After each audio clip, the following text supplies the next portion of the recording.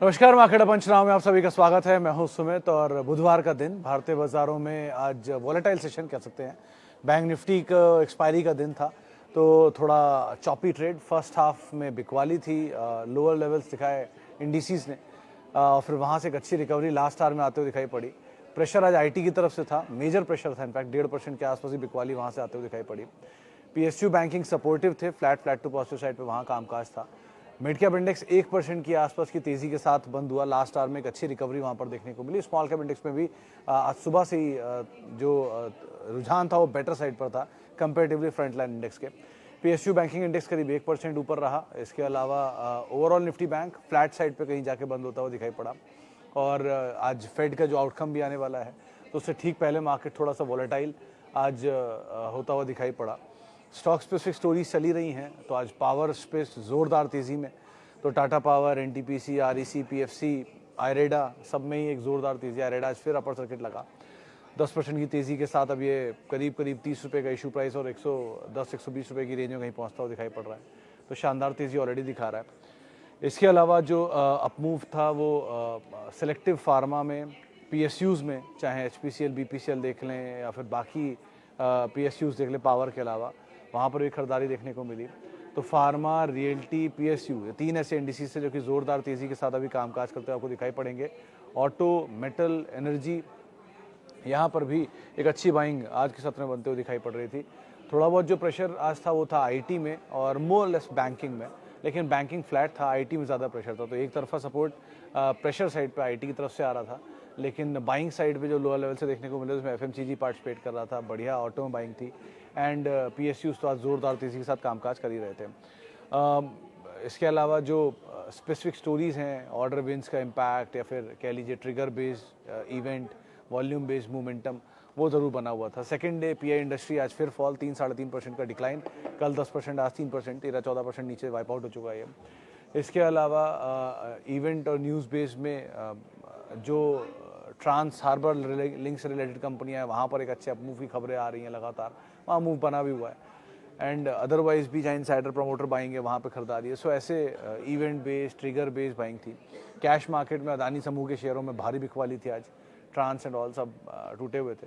सो इस तरह के स्पेसिफिक स्टोरीज पे मार्केट अभी रिएक्ट कर रहा है और अकॉर्डिंगली वहाँ पे कामकाज होता हुआ दिखाई पड़ रहा है। कल वीकली एक्सपायरी है, परसों शुक्रवार है।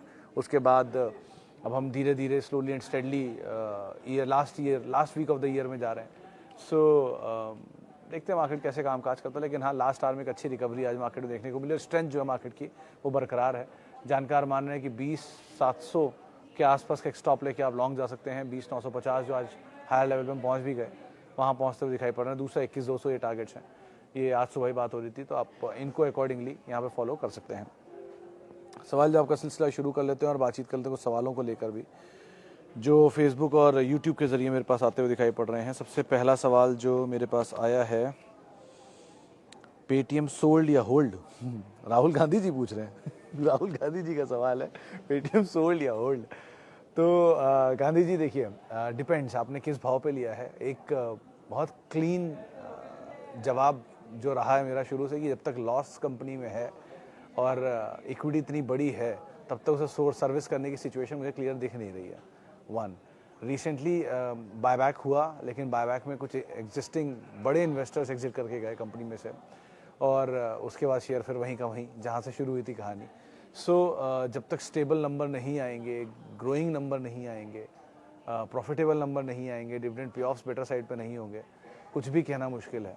सो फंडामेंटल ट्रैक करते हो अगर आप और आपको लगता है कि नहीं लॉन्ग टर्म स्टोरी है इसमें, अच्छी डिमांड आएगी, यूपीआई की बहुत स्ट्रॉन्ग डिमांड है, सब बातें अपनी जगह है, तब तक जब तक फिनेंशियली नंबर सपोर्टिव ना हो। एक बारी वो मिल जाए तो बात अलग है, लेकिन अगर शॉर्ट टर्म मोमेंटम खेल रहे हो तो फिर कोई भी मोमेंटम मिले, तेज़ी आए, उसका इस्तेमाल करिए और अकॉर्डिंगली कॉल लीजिए। बट हमेशा जब तक यहाँ पर नंबर सपोर्टिव नहीं, यही नहीं, even Zomato and PB Fintech में भी यही सेम चीज़, जब तक नंबर सपोर्टिव नहीं है तब तक आपको लॉन्ग टर्म स्टोरी वहाँ कभी ड्राइव नहीं होते हुए दिखाई पड़ेगी। सो हर तेज़ी में एग्जिट आ रहा है, कोई ना कोई स्टॉक बेच रहा है, कोई ब्लॉक आ रहे हैं, ये सब खबरें चलती रहती हैं यहाँ पे। सो इनका ज़रा ध्यान रखना, और जब तक प्रॉफिटेबल ना हो कंपनियाँ तब तक स्टेबल कॉल लेना इनके ऊपर बड़ा मुश्किल है। सो आप उसको देख लेना। और हिसाब से लेना रणनीति। आरबीआई का रीसेंट स्टांस भी इनके अगेंस्ट में था, वो 50 हज़ार से नीचे के लोन वाला, वो भी इनके लिए थोड़ा विकट पड़ के गया, जिसका भी इम्पैक्ट है और स्टॉक में तेज बिकवाली देखने को मिली तब से लेकर अब तक। मेन रीज़न फॉर आयरेडा 30 से 100 मतलब ये उम्मीद थी कि 30 से 100 हो जाना चाहिए, कि स्ट्रॉन्ग डिमांड थी आईपीओ मार्केट में इसकी। और करीब करीब 30 रुपये पे जब लिस्टिंग हुई तो वैल्यू भी अच्छी थी, 8 के मल्टीपल स्टॉक लेके आए थे लोग और अच्छी वैल्यू को बाजार ने वैल्यू दिया भी, लेकिन वो धीरे धीरे वैल्यू ओवर वैल्यू बन गया, ये किसी ने नहीं सोचा था। पहले के ज़माने में ये जब आया था तब पीएफसी आरईसी के सामने सस्ता था, अब पीएफसी आरईसी इसके सामने सस्ते हैं। सो वैल्यूएशन वाला पार्ट तो बहुत ज़्यादा ओवर स्ट्रेच हो चुका है, बट अदरवाइज़ उस समय पर ये सस्ता दिखाई पड़ रहा था, इसलिए बाजार ने इसको वैल्यू दी थी। अब हो क्या रहा है, अब लोग कह रहे हैं पीटीसी फाइनेंशियल सस्ता है, लोग कह रहे हैं आरईसी पीएफसी सस्ता है, इसलिए चल रहे हैं वो सब। लेकिन मतलब पहले सस्ती चीज़ महंगी हो जाए फिर महंगे से आप सब कुछ कंपेयर करो, ये लॉजिकल कुछ सही नहीं लग रहा। इसलिए अभी तो कुछ भी हो रहा है वाली सिचुएशन है, बट अब जिनके पास भी हैं और जिनको बहुत रीजनेबल प्रॉफिट आ रहा है वो एटलीस्ट अपनी कैपिटल निकाल लें, और मुफ्त के शेयर को साथ वो बने रहना चाहते हैं थ्रू आउट लाइफ, वो भी कोई इशू नहीं है, लेकिन एटलीस्ट अपनी कैपिटल प्रोटेक्ट कर लें यहाँ पर, वो ज़्यादा ज़रूरी है। अगर आपने लॉन्ग टर्म इन्वेस्ट के लिए भी किया हुआ है, मल्टीपल लॉट्स आपके पास हैं, तो एक आध लॉट बेच के अपना कैपिटल फ्री करा लें और उसके बाद जो है आप बचे हुए पोजीशंस के साथ होल्ड कर सकते हैं sir. LIC, IRCTC, Vedanta are good to hold और एग्जिट। तो अनिल जी, वेदांता में तो आज कुछ न्यूज़ फ्लोज की खबरें हैं, देखिए शाम को क्या अपडेट आता है। कुछ बाजार में बातचीत है कि शायद कुछ अपडेट आता हो दिखाई पड़े यहाँ पर इनके डेट रीपेमेंट को लेकर। LIC अभी तो आप होल्ड करोगे ही, क्योंकि इशू प्राइस से नीचे ही है और वापस स्टीम आनी शुरू हुई है। छोटी इक्विटी मतलब जिसका 97% फ्लोट अभी फ्रीज्ड है, 3% फ्लोट है बाजार में। सो अभी तो चलना शुरू हुआ है, अब बने रहो मेरे ख्याल से वहाँ पर भी। और IRCTC में बहुत समय बाद इसमें तेज़ी आई है, 800 रीच करा है तो बेटर ये कि अभी तो आप बने रहो तीनों के अंदर, लेकिन पिक एंड चूज़ करना सही समय पर आकर ही कहाँ क्या लेना है, क्या निकलना है। एंड आपने दोनों स्टॉक बहुत हायर साइड पे लिए हुए हैं, IRCTC भी एंड LIC भी, तो ज़रा उसको ध्यान रखना, क्योंकि LIC की मार्केट कैप 4-4.5 लाख करोड़ है। अगर इन केस ये यहाँ से और बढ़ता है 1200-1300 की रेंज में कहीं जाता है, तो इसकी मार्केट कैप कहीं 7-8 लाख करोड़ की या 6-7 लाख करोड़ की रेंज में पहुँच जानी चाहिए। सो एक बार को इस चीज़ का ध्यान रखना। दो वैल्यूज़ कंपनी बहुत है LIC में भी, IRCTC के कंपैरिजन ज़्यादा ही है, लेकिन बाजार ने भी दी नहीं है, तो मिलनी तो चाहिए वैल्यूज़ को, लेकिन आप अभी होल्ड करो एंड टाइमली नंबर्स को रिव्यू करते रहना अपने। ओके, आगे बढ़ते हैं। और SRF चलेगा या नहीं? मनीष सर, चलेगा या नहीं, ऑलरेडी एक बार बहुत चल चुका है। आप अगर नहीं ध्यान दे चुके हो तो 1 साल के नंबर उठा के देख लो, ज़्यादा अच्छा आइडिया आपको आएगा। लेकिन उसके बाद ये साइकिल में फंस गया, बहुत समय से एक रेंज में ही कामकाज कर रहा है एंड अगेन केमिकल साइकिल थोड़ी स्टेबल हुई है। सो वेट कर लीजिए, मेरे ख्याल से ये साल जो अपकमिंग ईयर है ये केमिकल के नाम होना चाहिए आइडियली। लेट्स सी, क्योंकि बहुत ज़्यादा टूटने के साइन तो नहीं है यहाँ से, सो होल्ड करने में कोई बुराई नहीं है। कंपनी अच्छी है, ग्रुप अच्छा है, बट बहुत चला है तो थोड़ा ब्रीदर ले रहा है, but it's a good company otherwise to own. आप समय दे सकते हो और बने रह सकते हो, कोई दिक्कत नहीं है इसमें। क्या अदानी एनर्जी में एंटर कर सकते हैं? तो मोमिन सर, अगर आपका टाइम फ्रेम लंबा है और अगर आप को लग रहा है कुछ अदानी में ख़रीदना चाहिए तो हाँ कर सकते हो। और जो ये डिप आ रहे हैं बड़े बड़े, किसी दिन 10%, किसी दिन 5%, किसी दिन 6%, ऐसे बड़े डिप जो हैं इनका इस्तेमाल करिए, थोड़ा थोड़ा पोजीशन ऐड करते चलिए यहाँ पर। और अगर किसी के पास है और ऊपर की एवरेज है, वो थोड़ा थोड़ा यहाँ पर एवरेज भी कर सकता है, आप आराम से उसको होल्ड भी कर सकते हो। अभी भी ऐसा कुछ हुआ नहीं है कि ASM में जाने की वजह से पूरा स्टॉक, पूरा ग्रुप नीचे है। Adani Green, Adani Energy, Adani Trans, Adani Trans Energy जो है, लेकिन नंबर्स में ऐसा कोई फ्लॉ नहीं है। सो एकदम से तेज़ी आई थी तो उसके ASM में डाल दिया गया, इसलिए अब दायरे में कामकाज कर रहा है। ASM से वापस निकलने के बाद वापस सिचुएशन नॉर्मलाइज हो जानी चाहिए। सो बेटर इसके अभी तो होल्ड करो आप एंड वेट एंड वॉच कैसे नंबर्स कामकाज करते हैं। ये क्वार्टर का नंबर देखना Q3 के, अगर नंबर पिकअप आता है तो वापस रिएक्शन आ जाएंगे स्टॉक्स में। लेकिन एज ऑफ नाउ हाँ, अगर आप ऐड करना चाहते हो तो आप ऐड कर सकते हो थोड़ा थोड़ा। SIP new gen, I doubt sir. SIP new gen tech उस तरह का स्टॉक नहीं, इसमें आप SIP करो। SIP में हमेशा उन स्टॉक में करना जहाँ सस्टेनेबिलिटी हो। न्यूजेन अभी आई हुई कंपनी है, मैं मना नहीं कर रहा हूँ कि सस्टेनेबिलिटी नहीं बनेगी, लेकिन प्रूफ तो करने दो कुछ समय के लिए। आप SIP करना चाहते हो तो उन कंपनियों में जाओ, जब TCS है, HCL है, टेक महिंद्रा है, इवन L&T इन्फोटेक माइंट्री है, ये पड़े हैं SIP के लिए, इनको आप नहीं ऑप्ट कर रहे हो तो न्यूजेन सॉफ्ट में ऐसा क्या हो रहा है जिनको SIP के लिए आप ऑप्ट कर रहे हो। सो लॉन्ग टर्म में अगर आप जाना चाह रहे हो तो आपके बहुत अच्छे अच्छे विकल्प हैं, उनको जा सकते हो। न्यूजेन के लास्ट क्वार्टर के नंबर अच्छे थे इसलिए चला था, इस बारी के नंबर देखते हैं कैसे रहते हैं, बट अभी के लिए it's too early to say anything like that. अभी आप फिलहाल बने रहो अगर आपके पास है, लेकिन SIP के लिए ये स्टॉक सही नहीं है। Should we apply for SMEs IPO after having financial details? Rules are same for SME IPO, all these are traded in lots, only have to buy and sell easily. तो सिंह साहब देखो, आपका मुझे नहीं पता कि आप बाजार को कितना जानते हो या नहीं जानते हो, लेकिन इस प्लेटफॉर्म पे हर तरह के लोग आते हैं, कुछ F&O ट्रेडर भी होते हैं, कुछ न्यू इन्वेस्टर भी होते हैं, तो मैं SME की सलाह कभी नहीं दूंगा किसी को भी जाने के लिए तब तक जब तक आप बहुत अच्छे से उस कंपनी के बारे में जानते नहीं हो। बहुत सरल तरीका बताता हूँ। 1 करोड़ का मान लीजिए कंपनी IPO लेके आती है, जो आते ही SME में 1 करोड़, 1.5 करोड़, 2 करोड़, 5 करोड़ के IPO आते हैं, तो सर मान लीजिए 1 करोड़ का IPO लेके आती है। 1 करोड़ के IPO को सब्सक्राइब करना किसी भी ब्रोकर के लिए इस 5 मिनट का काम, मैक्स 5 मिनट में IPO सब्सक्राइब हो सकता है। 1 नाम से, 2 नाम से, 5 नाम से, 15 नाम से, हर तरीके से हो सकता है सब्सक्राइब, जैसा आप चाहोगे। इतनी ईजिली वो मैनिपुलेटिव है कि आप उसको एज ईजिली जैसा चाहो मैन्यूवर कर सकते हो, और क्योंकि अभी उसके रेगुलेशन इतने स्ट्रांग है नहीं तो आप कुछ कर नहीं सकते। Circuit goes up, circuit goes down होगा, आप कहाँ फंसोगे, कितना फंसोगे। एक बार पैसा बना ले गए, दूसरी बार और ज़्यादा बनाने की कोशिश करोगे, तीसरी बार और ज़्यादा बनाने की कोशिश करोगे, और एक बार में सारा हाथ जला डालोगे। तो जब प्राइमरी मार्केट आपको इतनी पसंद अगर आ रहे हैं बाजार, शेयर बाजार, तो शेयर बाजार आपके इतना ही पैसा है तो इसे इधर अपने मेन बोर्ड में SME IPO में डाल लो। आपको और पैसा कम लग रहा है तो आप इतनी सारी कंपनियों में रोज ट्रेडिंग होती है, वहाँ डाल लो। जो 7,000 कंपनियों में काम करके नहीं कमा पा रहे हैं, या 7,000 कंपनियों में काम करके आपको नहीं मज़ा आ रहा, SME में ऐसा क्या हो जाने वाला है। चलिए, आपको रिस्क टेकिंग एपेटाइट आपका बहुत ज़्यादा है तो बात अलग है, आप पूरी तरह समझते हो इस चीज़ को तो बात अलग है। लेकिन जो लोग नहीं समझते हैं, जिनको नहीं पता है, वो इसमें ना जाएं, क्योंकि हाईली मैनिपुलेटिव होती है। यहाँ पे अनुज ने एक बात बिल्कुल सही बोली थी कि यहाँ गोल्ड माइन भी है और बॉम्ब माइन भी है, तो आपके मतलब कौन से माइन पे पैर पड़ जाएगा किसी को नहीं पता, या तो गोल्ड लग जाएगा या ब्लास्ट हो जाएगा। सो आप ध्यान रखना, उस हिसाब से ही पैसा डालना है। यहाँ पर बहुत रिस्की बेट है, so pick and choose accordingly.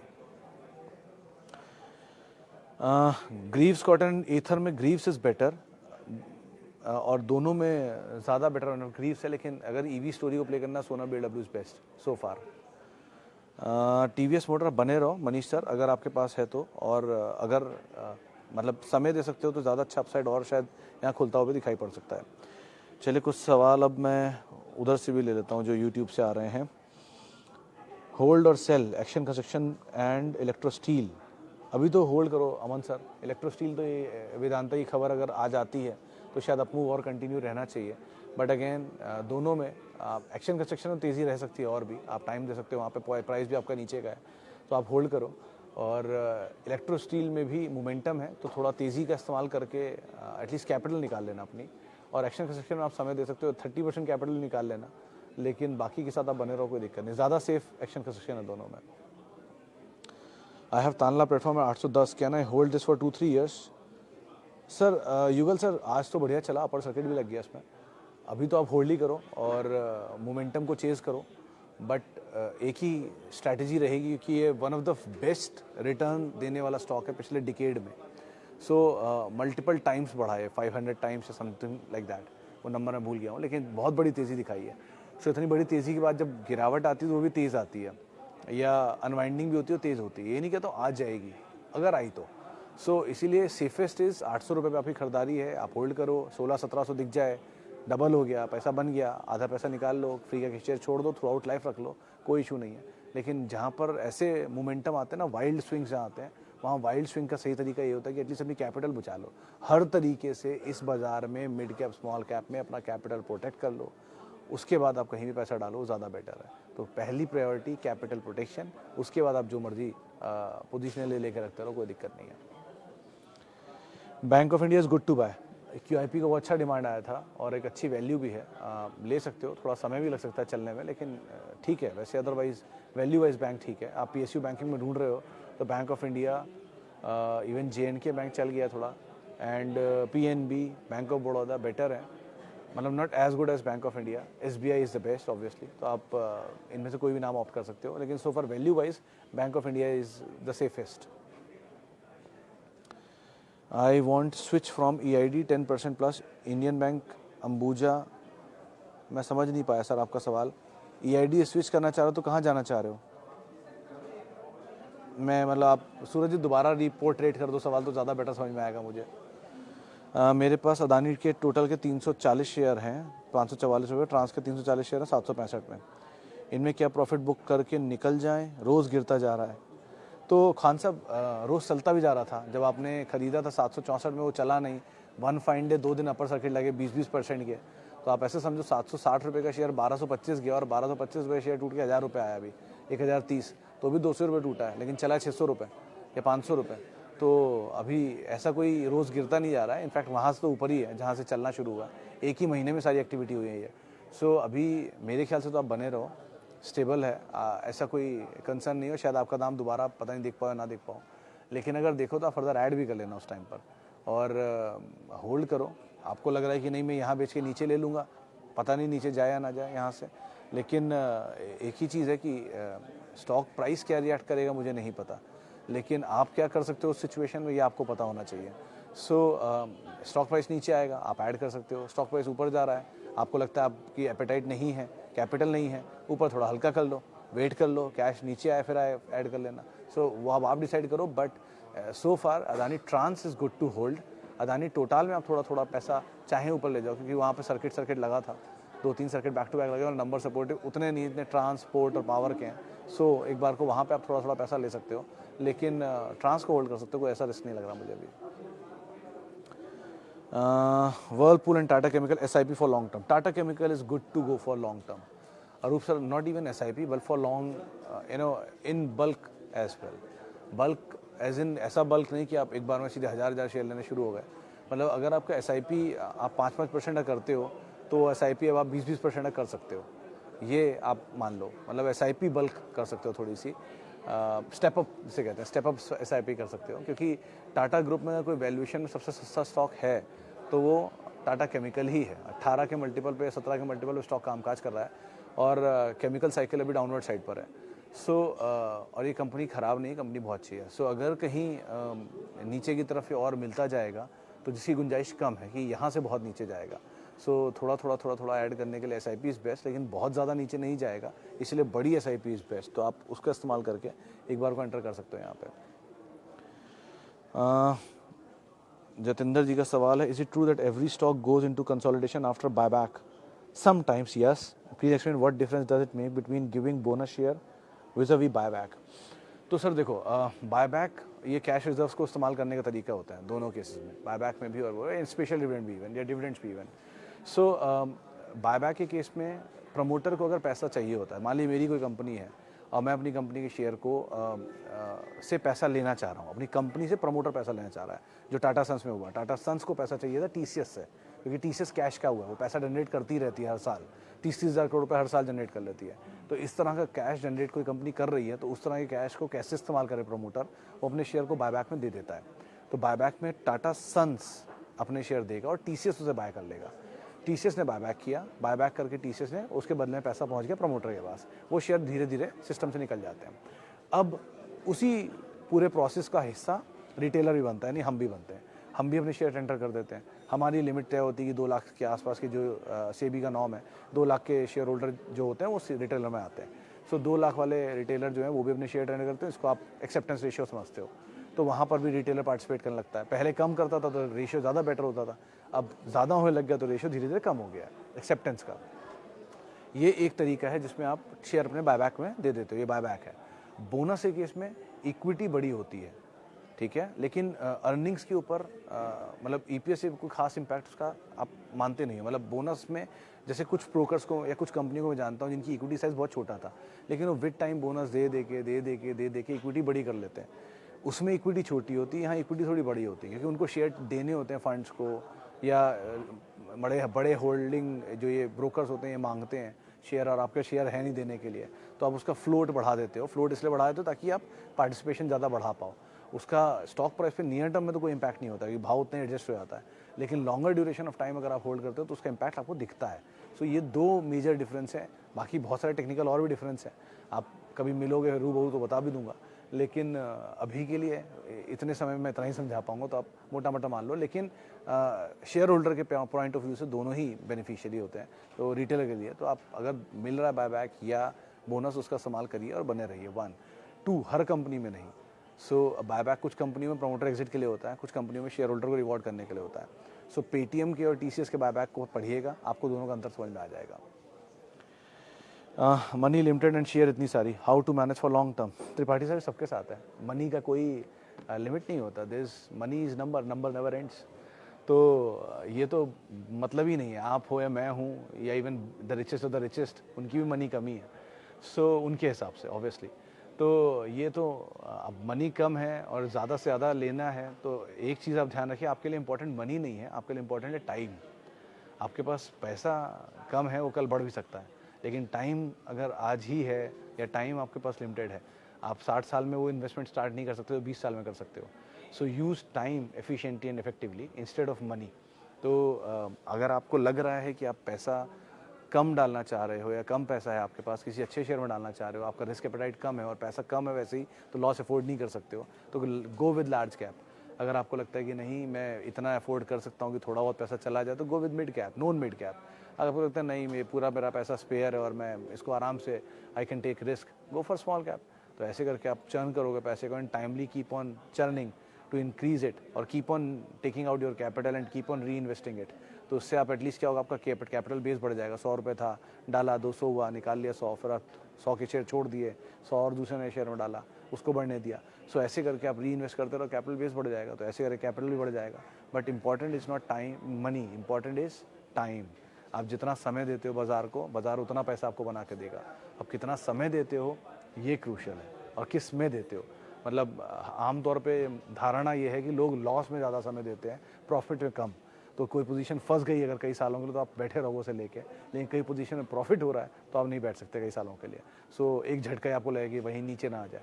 सो इसीलिए इसका ध्यान रखना और अकॉर्डिंगली कॉल लेना। ओके, वापस लौटते हैं अब और कुछ सवालों को लेकर भी। नेटवर्क 18 सौरभ जी, मतलब जिस चैनल में मैं हूँ उसी का ही स्टॉक है, तो पहले तो डिस्क्लेमर, एक चीज़ मैं आपको ज़रूर बोलूँगा कि सारी मीडिया हाउसेस में, मीडिया चैनल में पैसा बनता है नहीं।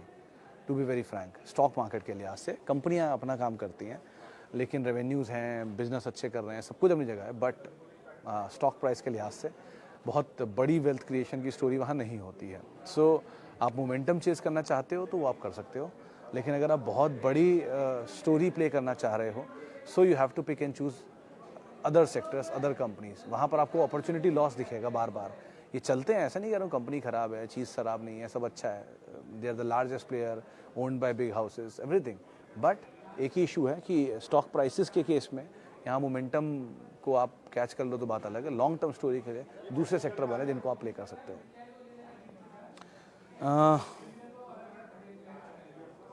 L&T होल्डिंग होल्ड करिए जैन साहब, अगर आप इतने सालों से होल्ड कर रहे हो और आप होल्ड कर सकते हो। और गौरव जी, आपने कि L&T फाइनेंस होल्डिंग लिया है, मैं सजेस्ट करूंगा L&T ग्रुप की बाकी दोनों भी ले लेना, आपकी एज के हिसाब से बहुत अच्छा है। L&T इन्फोटेक, माइंडट्री भी और लार्सन एंड टुब्रो भी, ये तीनों कंपनियां आप आराम से होल्ड करो for life, you won't repent, इतना मैं आपको कह सकता हूँ। आप आराम से यहाँ पे समय दे सकते हो, लेकिन एवरेज वे में लेना, थोड़ा थोड़ा थोड़ा थोड़ा फॉल में ऐड करते जाना। एक लॉट अभी ले लो, भले ही बड़ा लॉट ले लो यहाँ पर अभी, लेकिन हर लॉट उसके बाद थोड़ा थोड़ा थोड़ा थोड़ा ऐड करते रहना, वो आपको एज देगा।